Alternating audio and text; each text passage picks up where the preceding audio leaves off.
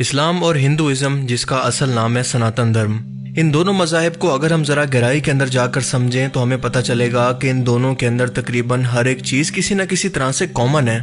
मिसाल के तौर पर सनातन धर्म के अंदर एक खुदा का तस्वुर मौजूद है, लेकिन आज हिंदू इसे मोनोथियस्टिक यानी एक खुदा के तस्वुर को अपनी असल तालीमात से हटकर हर खुदा के अवतार के कॉन्सेप्ट पर यकीन रखते हैं कि खुदा मुख्तलिफ सूरतों के अंदर मुख्तलिफ भगवानों की शक्ल में मुख्तलिफ टाइम्स के अंदर ज़मीन पर आता है और वो इसका बुत बनाकर इनको पूजते हैं। यानी आज के हिंदुओं का मानना है कि खुदा तो एक ही है, लेकिन मुख्तलिफ वक्तों के अंदर मुख्तलिफ शक्लों के अंदर बेस बदलकर ज़मीन पर आता है।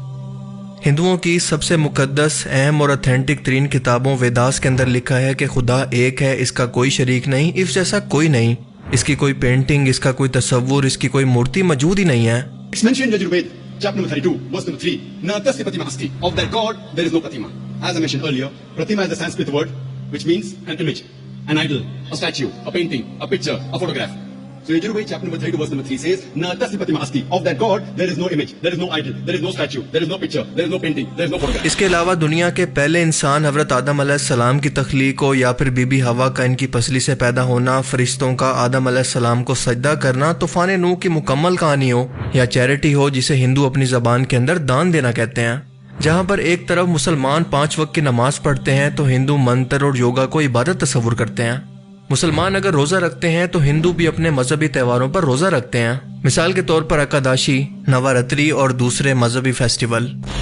इसके अलावा मुसलमान मौत के बाद हिसाब किताब और हमेशा की ज़िंदगी, जन्नत जहन्नुम पर यकीन रखते हैं तो हिंदू भी रखते हैं। मुसलमान अगर कुरान को सबसे अहम तरीन किताब और खुदा की तरफ से नाजिल की गई क़यामत तक की हिदायत का जरिया समझते हैं तो हिंदू भी अपनी वेदास, उपनिषद, भगवद गीता और रामायण को मुकद्दस तरीन और क़यामत तक के हिंदुओं की हिदायत का जरिया समझते हैं। अगर मुसलमान हर साल हज करते हैं तो हिंदू भी अपना हज इस सफ़र या यात्रा को कहते हैं, जो कि वो अपने भगवानों के मंदिरों, मिसाल के तौर पर वाराणसी, रामेश्वरम और विष्णु देवी की यात्रा को कहते हैं। मुसलमान अगर प्रॉफिट्स पर यकीन रखते हैं जो कि अल्लाह के ज़मीन पर रिप्रेजेंटेटिव थे तो हिंदू भी इन्हें खुदा का अवतार मानते हैं और वेदास के अंदर तो इनको मनु कहकर पुकारा गया है। मुसलमान अगर ईद मनाते हैं तो हिंदू होली और दिवाली के त्यौहार मनाते हैं। यानी इन शॉर्ट सनातन धर्म दरअसल किसी पैगंबर की वो तालीमात हैं जिन्हें वक्त के साथ साथ बिगाड़ दिया गया है। जैसा कि अल्लाह फरमाता है कि मैंने हर एक कबीले और कौम के अंदर इन्हीं में से एक नबी भेजा और इन सब की तालीमात या फिर इनका पैगाम एक ही था कि अल्लाह एक है, इसके सिवा कोई शरीक नहीं, और बुत परस्ती का मतलब है उसकी ज़ात के साथ शिरक करना। और हिंदुस्तान की सरजमीन पर जिस नबी की तालीमात पहुंची वो और कोई नहीं बल्कि हज़रत नूह अलैहिस्सलाम थे, जिसका डिटेल के अंदर जिक्र एक अलग वीडियो के अंदर मैं कर चुका हूँ। ये आज का हमारा टॉपिक नहीं है, बल्कि आज का हमारा टॉपिक ये है कि जिस तरह से आज मुसलमानों की अक्सरियत अपनी मजहबी तालीमात को छोड़कर दीन को बदल रही है, शिर्क व बुत परस्ती के अंदर गिरफ्तार हो चुकी है, इसी तरह से हिंदू कौम भी वक्त के साथ साथ इस कदर गुमराही के अंदर पहुंच चुकी है कि आप इसे एक लाइन के अंदर एक्सप्लेन करते हैं कि आज खुदा को छोड़कर वो हर एक चीज को बुत बनाकर पूज रहे हैं। मिसाल के तौर पर यह है भारतीय रियासत तमिलनाडु के अंदर एलियन का मंदिर। जी हाँ, एक एलियन का मंदिर, जिस तरह की शक्ल आप फिल्मों के अंदर एलियंस की देखते हैं। इन लोगों का मानना है कि ये भगवान हमें कुदरती आफतों, मसलन जलजले, तूफान और सैलाब वगैरह से बचा सकते हैं। इस पर भी बाकी खुदाओं की तरह चढ़ावे और दिए भी जलाए जा रहे हैं ताकि इनको खुश कर सकें। अच्छा बिजनेस आइडिया है ना? पैसा ही पैसा होगा। और इसके बाद ये है भैरू बाबा का मंदिर। मैं इसे कुत्ते का मंदिर नहीं कह सकता वरना ये लोग बुरा मान जाते हैं।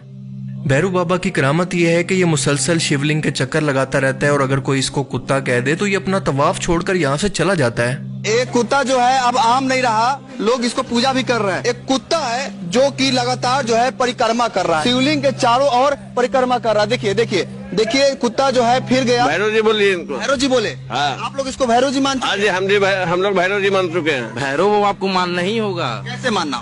ये परिक्रमा कर रहा है, भगवान के भक्ति में लीन है, तो इनको और क्या रूप आप दीजिए। बगल में भैरव बाबा का मंदिर है, ये शिव जी का मंदिर है। देखिए देखिए भैरव बाबा देखिए जा रहे हैं। लोग कह रहे हैं कुत्ता मत बोलिए, भैरव बाबा बोलिए। अब हेटर्स बोलेंगे कि बेचारे को बाहर निकलने का रास्ता नहीं मिल रहा, इसलिए ये बार बार यहाँ के चक्कर लगाकर घूम रहा है। ये कुत्ते का मंदिर हिंदुस्तान के अंदर कहीं एक जगह पर मौजूद नहीं है बल्कि अलग अलग रियासतों के अंदर ये मुख्तलिफ नामों से मौजूद है। लेकिन आज हम आपको एक ऐसे मंदिर से रूबरू कराएंगे जहाँ कुत्ते की पूजा की जाती है। जी हाँ, छत्तीसगढ़ के राजनांद गांव में बसा है एक ऐसा मंदिर जहाँ सिर्फ देवी देवताओं की ही नहीं बल्कि कुत्ते को भी पूजा जाता है। ये बात तो हम सभी लोग जानते हैं कि हिंदू गाय को अपनी माता और अपना भगवान मानते हैं, इसके सामने सजदे करते हैं, लेकिन आपने एक इंसान अशरफुल मखलूकात को किसी जानवर के कान के अंदर अपनी मुरादें बताते हुए ऐसे कभी नहीं देखा होगा। ये गाय ये मंजर देखकर बहुत ही कंफ्यूज है। इसे समझ नहीं आ रहा कि असल जानवर मैं हूँ या फिर ये लोग। बेचारी सोच रही होगी कि किन जाहिलों के बीच फंस गई हूँ। मेरे कानों में मक्खियों की तरह भीं भीं कर रहे हैं। ये है राजस्थान के अंदर जोधपुर के अंदर मौजूद बुलेट महाराज, जिनकी कैपेसिटी है 350। इन बुलेट महाराज पर नजराने और चढ़ावे इस कदर ज्यादा हैं कि बहुत ही मुश्किल से इनका पूरा दीदार हो पाता है। जी हाँ, आपने सही सुना कि एक मोटरसाइकिल को इस मंदिर के अंदर पूजा जाता है और इस मंदिर को श्री बुलेट बाबा टेम्पल के नाम से जाना जाता है। कहा जाता है कि यह मोटरसाइकिल ओम सिंह राठौड़ नाम के एक शख्स की है और इसी मोटरसाइकिल पर अचानक से कंट्रोल खो देने की वजह से इसकी अचानक से मौत हो गई थी। पुलिस ने ये मोटरसाइकिल थाने के अंदर पहुंचाई तो अगली सुबह अचानक से गायब होकर ये उसी जगह पर मौजूद थी जहां पर ये एक्सीडेंट हुआ था। दोबारा इसे थाने के अंदर लाया गया और इस बार इसे जंजीरों से बांधा गया, लेकिन फिर भी ये अगली सुबह इसी एक्सीडेंट की जगह पर मौजूद थी। बस ये होना था कि इसके बाद ये खबर पूरे गांव के अंदर फैल गई और इसी एक्सीडेंट की जगह पर इसके मंदिर को बना दिया गया, जिसे ओम बना का मंदिर कहा जाता है। और कोई भी शख्स यहाँ पर माथा टेके बगैर नहीं गुजर सकता, क्योंकि यहाँ के लोगों का मानना है कि अगर कोई शख्स ऐसा करता है तो इसी रोड पर एक्सीडेंट की वजह से इसकी मौत होना तय है। आप अंदाजा करें कि कितनी जबरदस्त स्टोरी लाइन है, जैसे किसी फिल्म की कहानी हो। इस मंदिर का मालिक या पुजारी वाकई में एक एंटरप्रेन्योर है। क्या जीनियस और जबरदस्त मार्केटिंग आइडिया है, जहालत का प्रॉपर फायदा उठाया है। यानी आप अंदाजा लगाएं कि जो बंदा खुद एक्सीडेंट से मर गया, उसकी मौत इसी एक्सीडेंट की वजह से हो गई, इसी बाइक पर हो गई। वो बाइक आज लोगों को एक्सीडेंट से बचा रही है। वाकई इनके दिमाग में गोबर भरा हुआ है। बाइक बनाने वाली कंपनीज को अभी तक नहीं पता कि वो अपने हाथों से कोई मोटरसाइकिल नहीं बल्कि भगवान बना रही हैं। यह है राजस्थान के अंदर चूहों का मंदिर, जहां पर इनकी पूजा की जाती है और यह मंदिर राजस्थान के इलाके बीकानेर इलाके के अंदर मौजूद है।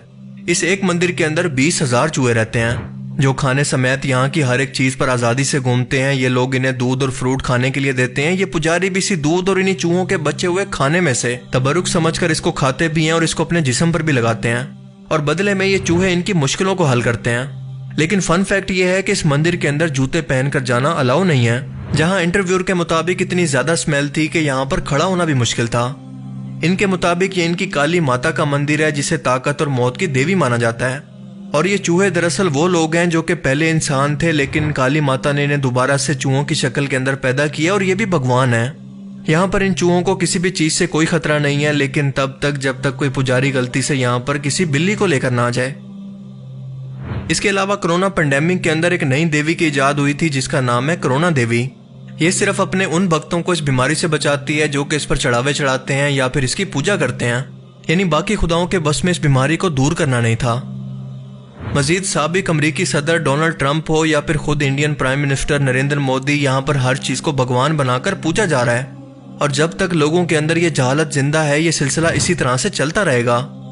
और इसलिए अगर आज बाकी दुनिया से हिंदुस्तान के मजहब के बारे में सवाल किया जाए तो इनका एक ही जवाब होता है कि ये लोग आज एक खुदा के सिवा हर एक चीज को पूछते हैं।